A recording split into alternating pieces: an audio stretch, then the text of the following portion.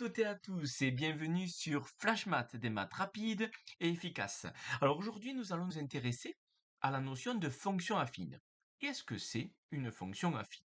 En fait, une fonction affine, c'est un processus qui multiplie par un nombre, puis après ajoute quelque chose. C'est-à-dire, si je prends comme exemple 3, je vais multiplier par 3, donc 3 fois 3 ça fait 9, et 9 plus 4 ça fait 13. Si je prends 7, 7 on multiplie par 3, ça fait 21. 21 on ajoute 4, ça nous fait 25. Et ainsi de suite. Je peux multiplier par n'importe quel type de nombre, donc ça peut être un nombre en écriture fractionnaire, ça peut être un nombre négatif, bien sûr on peut multiplier par ce que l'on veut. Et on peut ajouter n'importe quel nombre aussi. Donc par exemple, j'ajoute 2,4 et là je vais multiplier par 3 quarts et je vais ajouter moins 6. Donc c'est-à-dire ajouter moins 6, c'est enlever 6. Voilà, c'est le même principe. Voilà, c'est pareil. Donc ça veut dire que ici, si je prends x comme élément de départ, qu'est-ce que je vais avoir à la fin, c'est-à-dire comme image? L'image de x, c'est quoi par cette fonction? X, je multiplie par 3, ça fait donc 3x, et je rajoute 4, donc ça fait 3x plus 4. De la même façon, pour cette fonction, alors je vais les nommer, donc ça c'est la fonction f, ça c'est la fonction g, ça c'est la fonction h. Donc pour la fonction g, x, on le multiplie par moins 2, donc ça fait moins x et on rajoute 2,4, donc plus 2,4. De la même façon pour celui-là, pour la fonction h, donc j'ai x, on multiplie par 3 quarts, donc ça fait 3 quarts de x, et j'enlève 6, donc 3 quarts de x moins 6. Donc en fait, on voit que dans toutes nos images, en tout cas toutes les images de x en fonction de cette fonction affine, sont de la forme L à x associe à x plus b. C'est-à-dire le x, on l'a multiplié par un nombre. Là, dans ce cas, c'était 3 moins 2 et 3 quarts. Et on a ajouté un élément, donc on a ajouté b. Et là, dans ce cas, b c'est 4, b c'est 2,4 et b c'est moins 6. Voilà.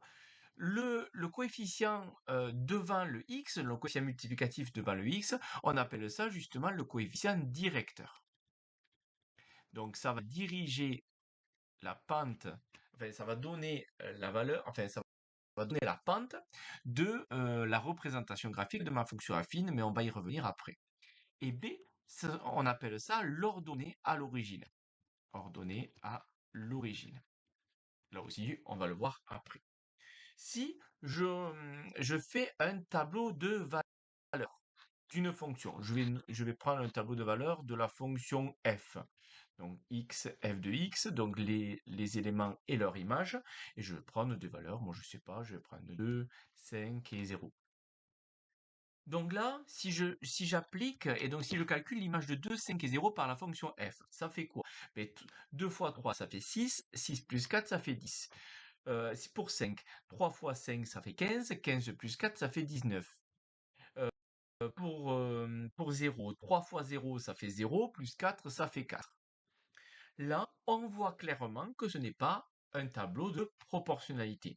Tout simplement déjà parce que 0 fois quelque chose donne 4, ce n'est pas possible. On ne peut pas multiplier quelque chose par 0 pour que ça fasse quelque chose autre que 0. Donc ici, il n'y a pas donc de coefficient de proportionnalité. Donc ça veut dire que ça ne représente pas une situation de proportionnalité, à la différence de la fonction linéaire qui représente une situation de proportionnalité. Par contre, si vous vous rappelez bien, pour une fonction linéaire, sa représentation graphique, c'est une droite qui passe par l'origine. Mais là, en fait, sa représentation graphique, ça sera une droite, mais qui ne passera pas par l'origine. Mais par contre, ça passera par le point ici, qui correspond au B. C'est-à-dire que là, pour la fonction g, ça va passer par 2,4. Par la fonction h, ça va passer par moins 6. Donc, ça veut dire quelque chose comme ça. Ici, on va avoir moins 6.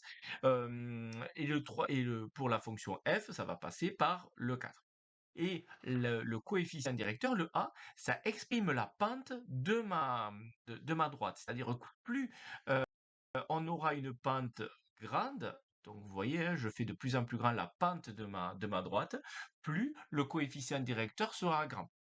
Et si on a une pente qui descend comme ça veut dire que le coefficient directeur est négatif. Et donc forcément, plus le coefficient directeur est petit, par exemple si on a moins 10x par rapport à moins 2x, moins 10x et moins 10 est plus petit que moins 2, plus on va avoir la pente qui va descendre, on va avoir la droite qui va descendre de façon plus abrupte. Voilà. Voilà tout sur la notion de fonction affine. Bon, mais j'espère que c'était assez clair. N'hésitez pas à mettre un j'aime, n'hésitez pas à vous abonner à ma chaîne et n'hésitez pas à mettre un commentaire. Allez, je vous laisse, passez une bonne journée et en avant les maths!